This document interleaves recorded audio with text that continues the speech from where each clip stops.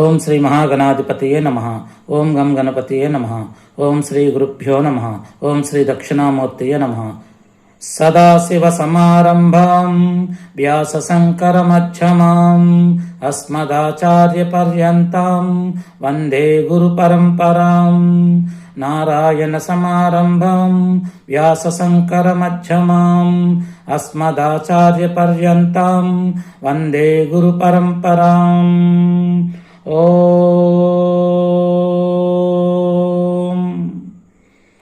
ఓం శ్రీం హ్రీం క్లీం గ్లౌం గం గణపతియే వరవరద సర్వజనమే వసమానయ స్వాహా. ఓం గురవే సర్వలోకానాం భిషజే భవరోగిణాం నిధయే సర్వవిద్యానాం దక్షిణామూర్తయే నమః. ఓం శ్రీ దక్షిణామూర్తయే నమః. దక్షిణామూర్తి వాస్తు కన్సల్టెంట్ ఛానల్కు స్వాగతం. నేను మీ శ్రీనివాస్.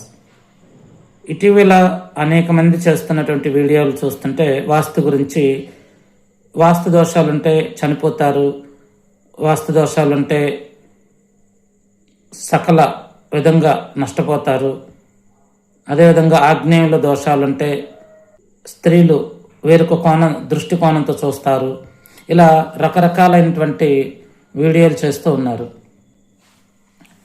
నిజంగా వాస్తు అంటే మనిషి మీద ఒక 30% వరకు పనిచేస్తుండొచ్చు.